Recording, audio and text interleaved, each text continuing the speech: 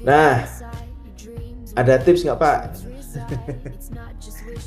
Ada deh, saya kasih tipsnya deh. Tips dan strategi untuk mengerjakan ujian sertifikasi ahli kepabeanan ya. Oke. Yang pertama, kita perlu memahami isi dan struktur Undang-Undang Kepabeanan.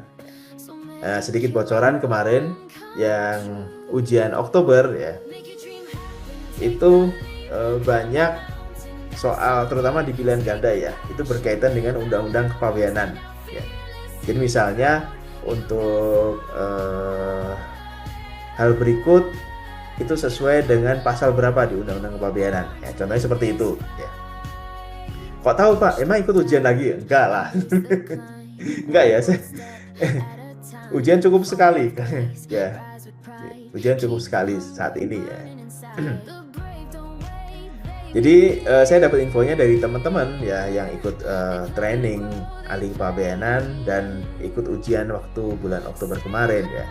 Biasanya kan kita setelah ujian itu kan diskusi ya. Saya tanya kan, Pak, yang keluar soal tentang apa aja, baik di pilihan ganda atau esai ya. Dan beliau cerita ya, yang pilihan ganda ini Pak, terus kemudian esainya tentang ini, HS code-nya, barangnya yang diminta barang ini gitu ya. Nah, seperti itu. Jadi teman-teman, yang pertama perlu paham ya isi dan struktur Undang-Undang Kepabeanan. Terus teman-teman juga perlu memahami aturan turunan ya, dalam tanda kutip, dari Undang-Undang Kepabeanan, misalnya peraturan Menteri Keuangan, kemudian peraturan Dirjen Bea Cukai ya. Tentang apa? Tentang hal-hal yang terkait dengan tadi yang sudah saya sebutkan di kisi-kisi atau di silabus tadi ya, misalnya tentang tempat penimbunan berikat atau tentang pusat logistik berikat misalnya, seperti itu ya. Oke.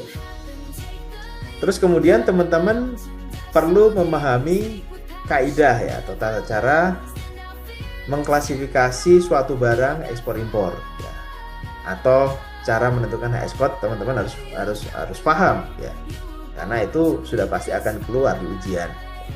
Gitu. Gimana cara membuat nota penelitian klasifikasi barang, itu harus bisa teman-teman. Terus kemudian teman-teman harus memahami dan tahu ya tata cara penetapan nilai pabean ya. Ada 6 metode penetapan nilai pabean. Ini yang lagi trending juga ya, lagi hype juga ya, karena Menteri Keuangannya baru kan ya. Ya, dan banyak menyinggung soal nilai pabean ya, terutama untuk impor ya. Untuk impor barang itu banyak disinggung nih. Jadi saat ini banyak orang yang memerlukan ahli kepabeanan ya. dengan adanya pergantian Menteri Keuangan yang baru ini ya, istilahnya dalam tanda kutip itu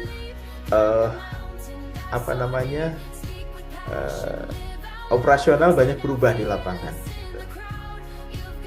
Oke, jadi teman-teman perlu memahami tata cara penetapan nilai pabean ya, kriterianya seperti apa ya. Terus kemudian komponen-komponen biaya komponen-komponen yang membentuk harga atau membentuk nilai pabean itu apa saja, itu harus tahu ya. Dan juga harus tahu memahami cara penghitungan pungutan negara ya. Contohnya untuk menghitung biaya masuk ya, kemudian PPN impor, PPN BM ya, atau bea keluar ya. Kita harus paham karena selama ini selalu keluar di soal ujian. Nah, tips dan strategi selanjutnya, sering-seringlah berlatih teman-teman ya. Sering berlatih mengerjakan soal atau tryout ya. Baik itu untuk soal pilihan ganda maupun esai ya. Itu sangat bermanfaat teman-teman ya. Seperti kita lomba ya, itu kan harus sering berlatih ya. Misalnya untuk melatih kecepatan mengetik ya. Jadi saat ini untuk mengerjakan ujian itu menggunakan laptop ya. Jadi kita harus membawa laptop, wajib membawa laptop saat datang ke ruang ujian ya. Nanti diinstal suatu software ya untuk mengerjakan ujian itu, dan kita mengerjakannya mengisi kolom ujian itu dengan cara mengetik. Jadi kita tes nih dengan soal-soal ini segini, misalnya 75 soal pilihan ganda, itu kita dengan mengetik itu di laptop itu bisa berapa lama gitu ya, berapa menit gitu kan ya. Bisa nggak memenuhi target 75 menit gitu. Oke, begitu juga dengan esai ya. Gitu.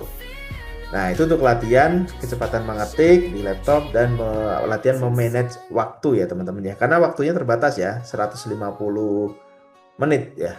150 menit untuk mengerjakan 2 jenis soal ya. Jadi kita perlu tahu nih prioritasnya yang mana dulu nih gitu kan, ya. Oke. Yaitu sering berlatih. Sering-seringlah berlatih mengerjakan soal ujian. Kemudian tips yang selanjutnya, jaga kesehatan teman-teman ya.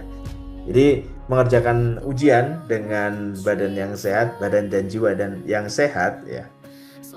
Jadi kesehatan itu bukan hanya raga ya, jiwa juga perlu teman-teman ya.